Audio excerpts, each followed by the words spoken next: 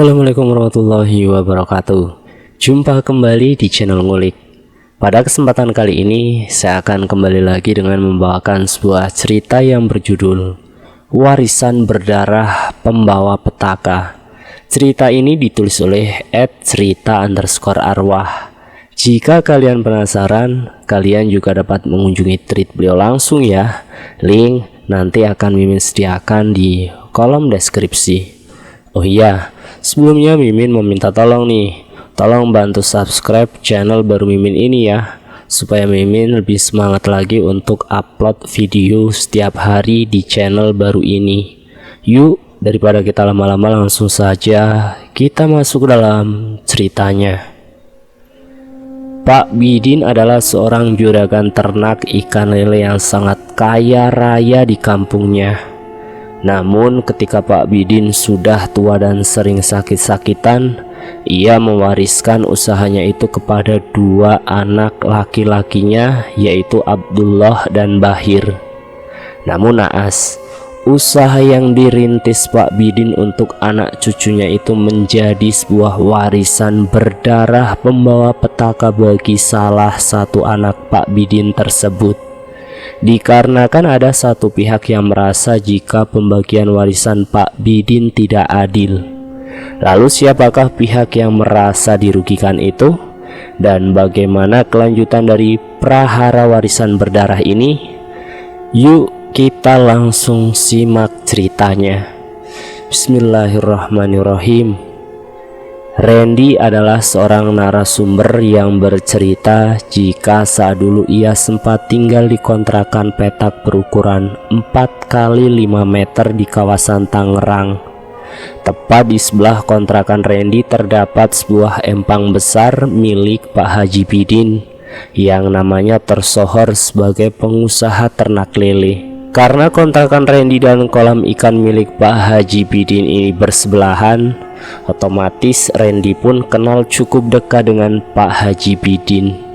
Menurut Randy, Pak Haji Bidin adalah sosok yang dermawan dan humble. Tak jarang ketika empang besarnya itu sedang panen lele, Randy dan juga para penghuni kontrakan lainnya ikut kebagian jatah ikan lele gratis dari Pak Haji Bidin. Suatu ketika Randy mendapati Pak Haji Bidin sedang duduk di warung seberang empang miliknya sambil sesekali batuk-batuk. Karena kebetulan siang itu Randy baru selesai pulang berjualan bubur ayam, ia lalu menawari Pak Haji Bidin bubur ayam dan barangkali ingin dibuatkan teh hangat. Pak Haji lagi kurang enak badan ya? Kok saya perhatikan Pak Haji batuk-batuk terus? Pak Haji sudah makan siang belum? Apa mau saya buatkan bubur ayam Pak sama teh manis biar agak enakan badannya? Tanya Randy. Duh, terima kasih banyak nak Randy, tapi Bapak memang sudah makan tadi di rumah sebelum Bapak kesini nak, tolak Pak Bidin sambil tersenyum kepada Randy. Begitu Randy mau kembali ke kontrakannya, Pak Bidin menahannya dan ia pun bercerita. Nak Randy, kok buru-buru amat? Sini aja duduk dulu nak, temenin Bapak sebentar. Bapak mau ngobrol-ngobrol santai saja dengan nak Randy, ucap Pak Haji Bidin. Pak Haji Bidin pun lalu menceritakan bagaimana perjuangannya dulu saat mulai merintis bisnisnya dan juga ketika banyak terpaan hidup yang menerjangnya, hingga ia bisa ada di titik sekarang. Menurutnya bukanlah perkara mudah. Ia berkali-kali menerima cacian demi cacian serta hinaan karena dulunya Pak Haji Bidin adalah anak miskin dari kampung yang tidak tamat sekolah. Namun karena semangat juang Pak Haji Bidin dan ia tipe orang yang mau belajar, perlahan Pak Haji Bidin berhasil menjalankan usaha ternak lelenya setelah sebelumnya berkali-kali gagal dalam membangun usaha yang dirintisnya. Mendengar hal itu, Randy pun terkesima dengan perjalanan Pak Haji Bidin. Ia bertekad dalam hati agar suatu hari nanti ia bisa mencapai kesuksesannya walaupun harus melalui proses panjang dan menyakitkan. Dalam perbincangan mereka, Pak Haji Bidin sesekali memegang dadanya dan seperti menahan batuk. Nak Randy, sepertinya Bapak sudah saatnya akan mewarisi usaha Bapak ini kepada anak-anak Bapak, Abdullah dan Bahir. Sebenarnya Bapak sendiri ragu apa mereka bisa melanjutkan usaha ternak ikan lele ini, karena cuma ini peninggalan yang bisa Bapak beri untuk anak cucu Bapak nanti sebagai lumbung padi mereka, tanya Pak Bidin. Belum juga Randy menjawab pertanyaan Pak Bidin, tidak lama kemudian Pak Haji Bidin ini ambruk. Segera Randy berteriak mencari pertolongan untuk segera membawa Pak Haji Bidin ke rumah sakit. Setibanya di rumah sakit, Pak Haji Bidin lalu segera dipasangkan selang oksigen dan dibawa langsung ke ruang UGD. Randy turut menemani Pak Bidin sampai dengan kedua anaknya Abdullah dan Bahir datang. Saat Randy mau pulang kembali ke kontrakannya, ia mendapat panggilan dari Pak Haji Bidin yang memanggilnya dari ruang perawatan. Nak Randy, jangan pulang dulu nak. Bapak ada sedikit rezeki untuk kamu. Tolong terima ini sebagai balas budi Bapak. Nak Randy tadi sudah mau direpotkan. Awalnya Randy ini menolak, namun karena Pak Haji Bidin yang memaksa, Randy pun terpaksa menerima dan berpamitan pulang kepada Pak Haji Bidin dan dua anaknya. Baru saja Randy berjalan beberapa langkah mau keluar, ia jelas mendengar anak sulung Pak Bidin membuka percakapan. Pak, sekarang kan Bapak sudah sakit-sakitan. Segeralah Pak urus surat-surat warisan untuk saya dan Bahir secara sah di notaris sebelum Bapak meninggal. Seketika ucapan itu membuat tidak tenang Randy. Randy mengakui jika memang ia menguping pembicaraan di balik pintu ruang perawatan UGD. Randy berdalih jika takutnya dalam kondisi Pak Bidin yang tidak stabil mendengar masalah harta warisan yang dipinta anaknya membuat keadaan Pak Haji Bidin ini semakin drop. Sejujurnya ada rasa geram di hati Randy mendengar ucapan anak sulung Pak Bidin yang dinilai kurang tepat waktu. Kamu gak perlu khawatir Abdul, itu sudah Bapak wasiatkan semuanya. Yang penting selagi Bapak sakit, kalian berdualah yang mengurus usaha Bapak itu. Oh iya, pesan Bapak cuma satu, kalian harus tetap kompak saling bahu-membahu sebagai adik kakak, jawab Pak Bidin dengan lemas. Dirasa Randy sepertinya Pak Bidin ini sudah baik-baik saja. Randy pun segera kembali ke kontrakannya dan meninggalkan dua anak Pak Bidin serta Pak Bidin di ruang perawatan. Keesokan harinya setelah Randy pulang berjualan bubur, Randy melihat anak Pak Bidin yaitu Bahir yang sedang mengecek empang milik sang ayah tersebut. Randy lalu tak sengaja saling bertatap-tatapan dengan Bahir, anak keduanya tersebut, yang ditafsir usianya mungkin tidak jauh beda dengan Randy saat itu, sekitar berusia 23 tahun. Bak mewarisi sifat ramah sang ayah. Begitu Bahir melihat Randy yang kesusahan memasukkan gerobak buburnya, Bahir langsung segera menghampiri Randy dan ikut membantu Randy mendorong gerobak ke dalam. Duh, makasih banget Bang Bahir, sudah mau ikut bantuin mendorong gerobak bubur ayam saya ke dalam kontrakan, ucap Randy tak enak hati. Nggak usah panggil Bang, saya masih umuran 23 tahun kok, panggil aja Bahir. Oh iya, seharusnya saya yang harus bilang terima kasih sama Mas Randy. Benar kan namanya Mas Randy? Tanya kembali Bahir kepada Randy. Benar terkaan Randy. Rupanya memang Bahir ini masih sepantaran dengannya. Iya benar, saya Randy, panggil aja Randy ya. Kita seumuran kok, yang kemarin gak usah dipikirin lah. Namanya saya sudah dekat dengan Pak Bidin. Kalau ada apa-apa dengan beliau, sudah seharusnya saya yang menolong kok, jawab Randy. Dari mulai saat itu, Pertemanan mereka berdua pun cukup dekat. Setiap Bahir datang untuk mengecek empangnya itu, pasti ia juga mentraktir Randy di warung seberang untuk sekedar membeli rokok atau membelikan kopi. Sebagai ganti dari jasa Randy yang dititipkan oleh Bahir untuk menjaga empangnya saat malam hari. Takut-takut kalau ada komplotan penjahat yang mencuri ikan. Udah nggak apa-apa, jangan sungkan, beli aja rokok, kopi, atau mie instan yang kamu mau Randy, biar nanti aku yang bayar.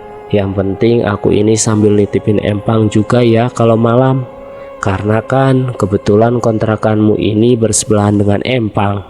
Takut-takut banyak karung di sini. Kan kalau kamu sesekali memantau bisa jadi karung itu nggak jadi mau mencuri, ya kan? Kata Bahir setiap kali Randy menolak jika ingin ditraktir oleh Bahir. Singkat cerita, 2 tahun selama Bahir mengurusi empang milik Pak Bidin, menurut Randy ia cukup cekatan dan seperti mewarisi ilmu dari sang ayah untuk mengelola ternak lele dengan baik. Selain itu, Bahir pun kini meluaskan usahanya bekerja sama dengan banyak UMKM untuk menambah inovasi bisnisnya. Jadi menurut Randy si narasumber, Bahir ini juga suka belusukan mencari-cari peluang untuk perluasan bisnis ternak lelenya di sekitar situ. Contohnya, ia sempat bekerja sama menjalankan UMKM keripik ikan lele sama warga sekitar. Tiba di tahun 2019, saat itu Randy yang baru melangsungkan pernikahan di kampung dan ikut membawa istrinya ke Tangerang. Selama beberapa hari tidak juga melihat kehadiran temannya itu, yaitu Bahir. Sebelum Randy pulang kampung, ia memang sempat bertemu dengan Bahir untuk memberitahukan jika ia akan pulang kampung selama kurang lebih 3 minggu untuk melangsungkan pernikahan. Hir, maaf ya, selama 3 minggu ke depan saya nggak bisa jadi security di empangmu kalau malam. Soalnya saya mau nikahan di kampung, ucap Randy. Wah, selamat ya. Kok mendadak gini kasih taunya? Kalau dari kemarin kan saya bisa kasih kado nikahan. Ya udah, ntar aja berarti.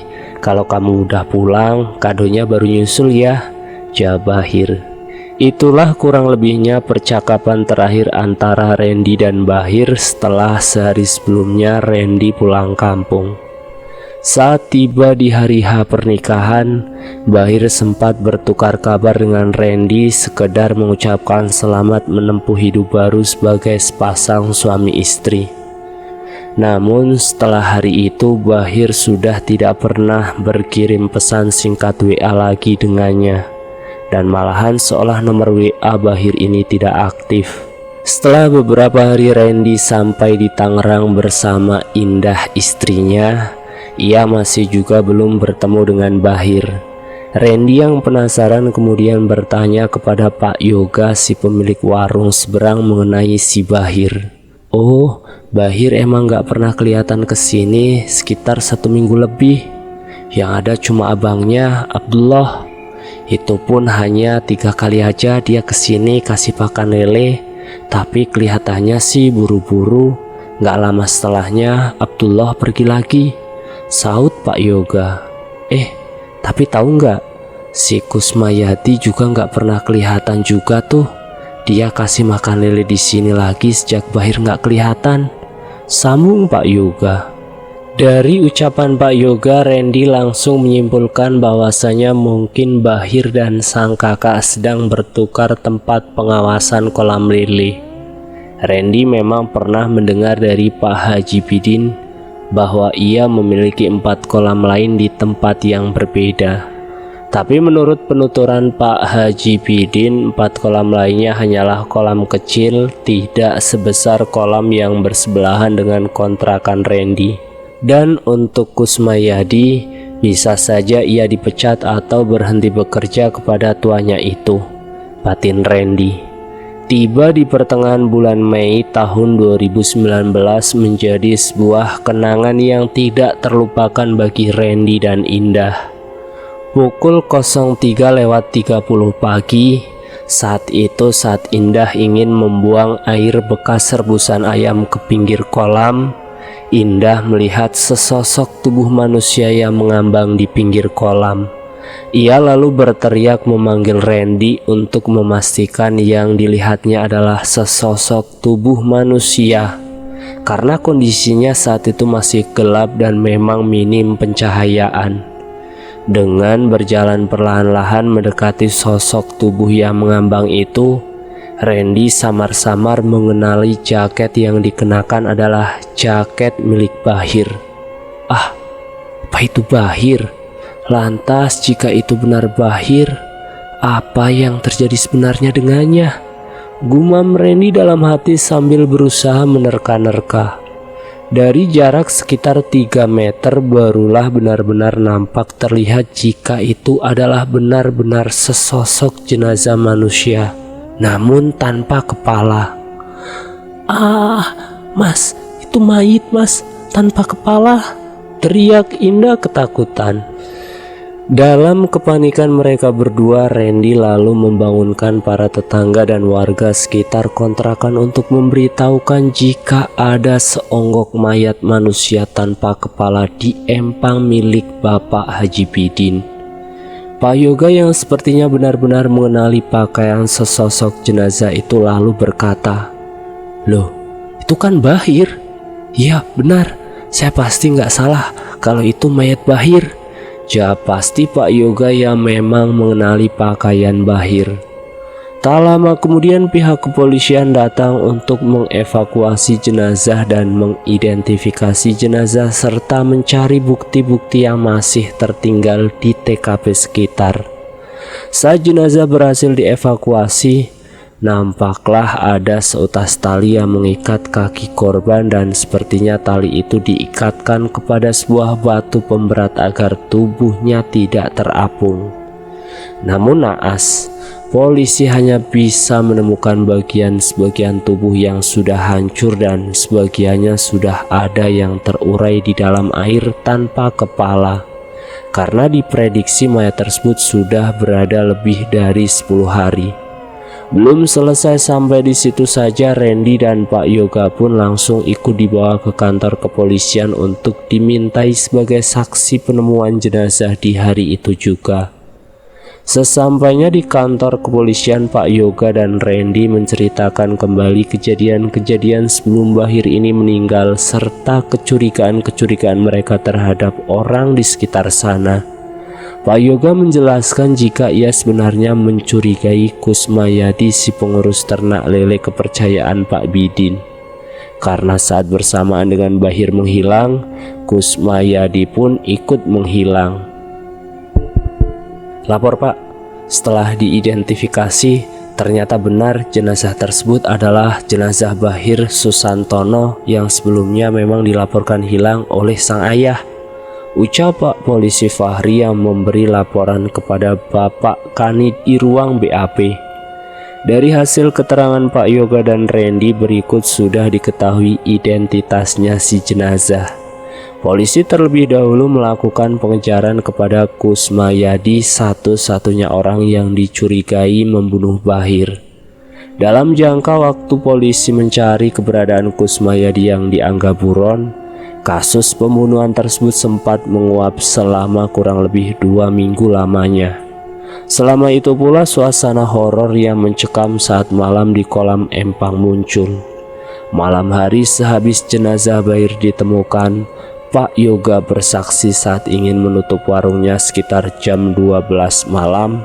Ia melihat ada seorang lelaki yang sedang berjongkok di depan empang dengan posisi tubuh membelakangi warung Pak Yoga.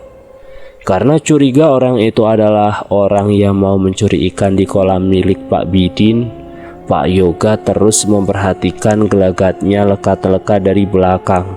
Apalagi cahaya penerangan yang minim membuat Pak Yoga benar-benar memfokuskan penglihatannya itu kepada orang misterius tersebut.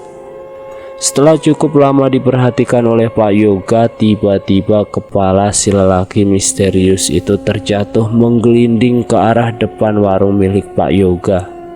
Pak Yoga jelas melihat kepala manusia itu adalah kepala Bahir dengan warna kulit yang benar-benar pucat dan kedua matanya mendelik serta mulutnya yang sedikit agak menganga.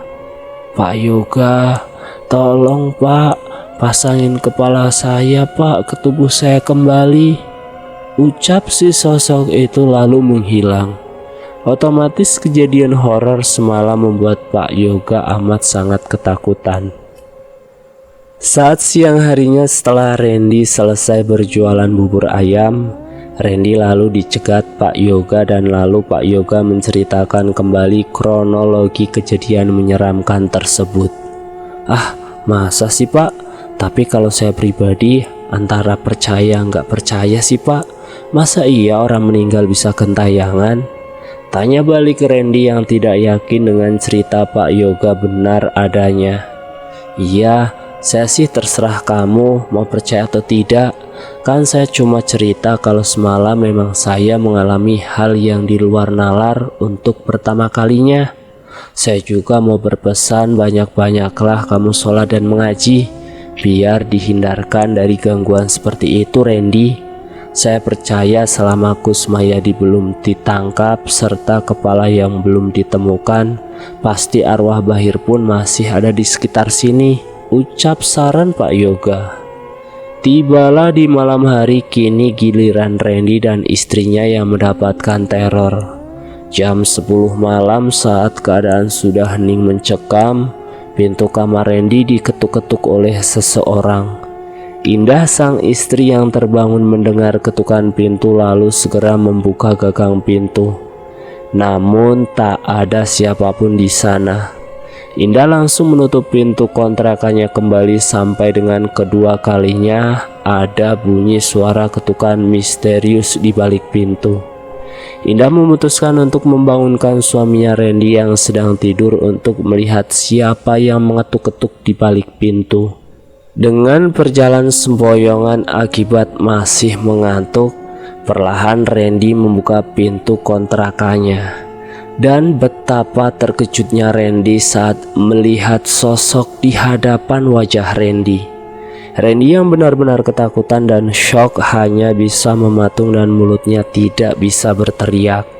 Beruntung istrinya Indah yang melihat Randy berdiri mematung di depan pintu sambil bergetar ketakutan segera menghampiri dan menepuk pundak Randy sampai Randy terhenyak.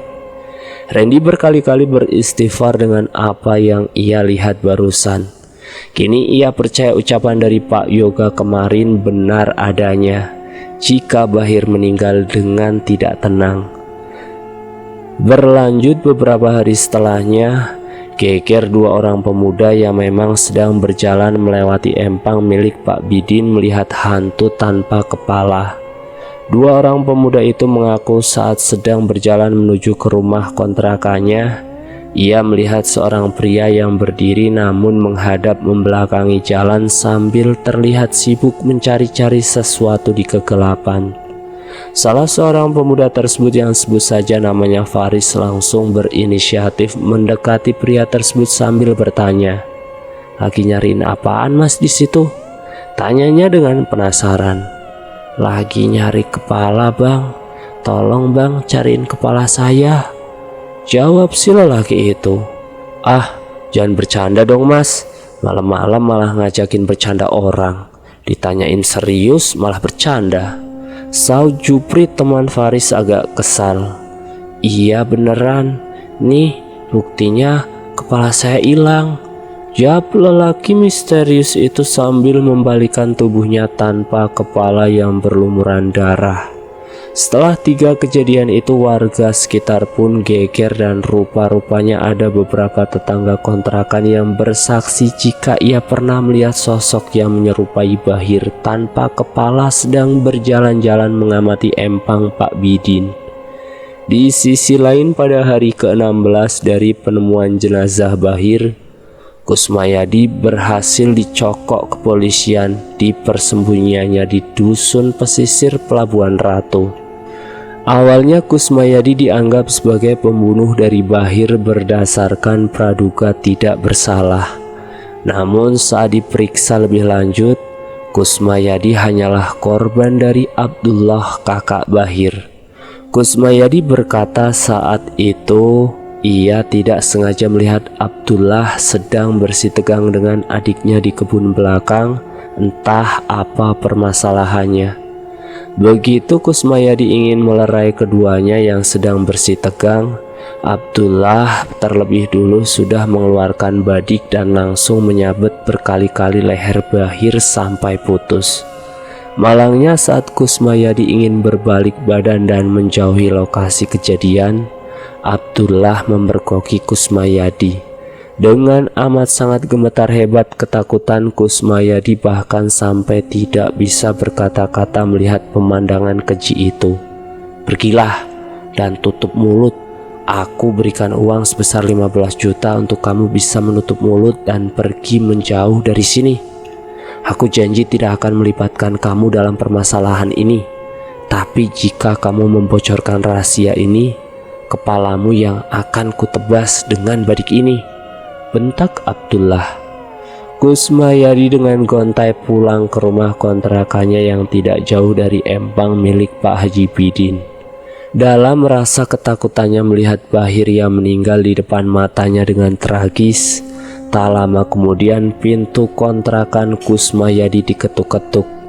Begitu ia membuka pintu, nyatanya sudah ada Abdullah di sana yang membawa satu kantong plastik penuh berisi pecahan uang 100 ribuan.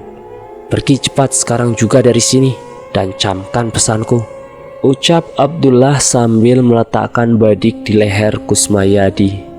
Dalam rasa ketakutan dan kepanikan Kusmayadi, ia lalu pergi menemui kerabatnya yang berada di dusun pesisir pantai Pelabuhan Ratu untuk mencoba melupakan kejadian tragis tersebut, ungkap Kusmayadi.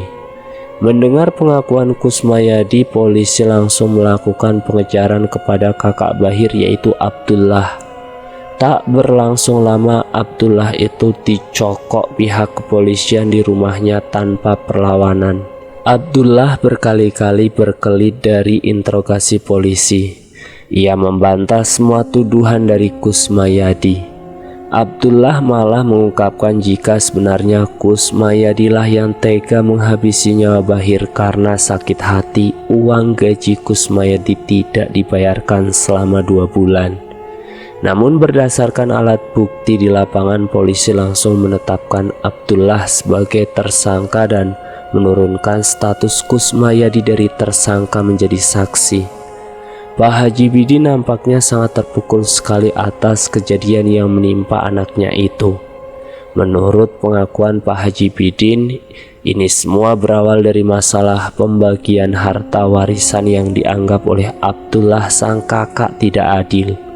Pak Haji Bidin menjelaskan sebelumnya sang kakak sudah meminta terlebih dahulu jatah warisannya di muka untuk modal usaha membuka toko pakaian. Namun karena toko pakaiannya tidak berjalan, Abdullah terpaksa menutup tokonya itu dan ikut menjalankan usaha sang ayah berternak lele. Setelah Pak Haji sakit-sakitan, ia memberi mandat kepada 2 anaknya untuk menjalankan bisnisnya itu. Dan ditetapkanlah Bahir mengurusi kolam ikan yang berada tepat di sisi kontrakan Randy, dan sang kakak mengurusi 4 kolam kecil yang letaknya tidak begitu jauh dari lokasi kolam utamanya. Karena muncul rasa iri di hati Abdullah melihat hasil panen lele di kolam adiknya itu lebih banyak, ia meminta menukar dengan 4 kolam kecil miliknya. Sontak saja sang adik tidak mau menerima permintaan sang kakak. Berkali-kali kakaknya membujuk Bahir untuk mau bertukar kolam, tapi usahanya selalu sia-sia. Bahir selalu kokoh dengan pendiriannya karena merasa jika memang itulah bagian waris yang adil dari sang ayah. Karena terus-menerus diliputi rasa iri dengki, Abdullah mempersiapkan siasat untuk membunuh sang adik, dan mayatnya ditenggelamkan di empang dengan mengikatkan tali dengan batu pemberat agar tidak muncul di permukaan. Pernyataan tersebut pun dikuatkan dengan hasil reka jejak peristiwa, yang mana memang ditemukan sebuah batu di dasar empang. Terakhir, atas pengakuan dari mulut Abdullah, kepala adiknya itu dibuang ke dalam sungai. Rencananya memang ia mau menceburkan juga tubuh Bahir ke dalam sungai. Namun karena Abdullah yang sudah kepalang panik akibat dipergoki oleh Kusmayadi, ia segera bertindak cepat membuang jenazah adiknya yang sudah diberi batu pemberat di dalam kolam ikan milik ayahnya saja. Ada rasa penyesalan dari wajah Abdullah karena keserakahan, iri dan dengki membuat ia gelap mata membunuh adiknya itu. Setelah dari kejadian tragis itu, Pak Haji Bidin mewasiatkan untuk membagi warisan kepada 3 orang adik-adiknya dan hanya menyisakan 1 kolam lele kecil untuk anak sulungnya yaitu Abdullah untuk dikelola oleh istrinya. Pak Haji Bidin pun menutup mata pada tahun 2021 kemarin akibat terkena sakit COVID. Akhir cerita, setelah pembunuh asli dari Bahir ditemukan, gangguan hantu tanpa kepala sudah tidak pernah lagi menghantui warga. Walaupun masih ada selentingan desas-desus yang mendengar jika kini di daerah Empang milik Pak Haji Bidin itu masih angker saat malam hari. Nah, itulah akhir cerita yang berjudul Warisan Berdarah Pembawa Petaka yang ditulis oleh @cerita_arwah. Terima kasih sudah menonton video di channel Ngulik. Jangan lupa tekan tombol like, share, dan komen. Tekan subscribe untuk mengikuti video kami selanjutnya ya. Assalamualaikum warahmatullahi wabarakatuh.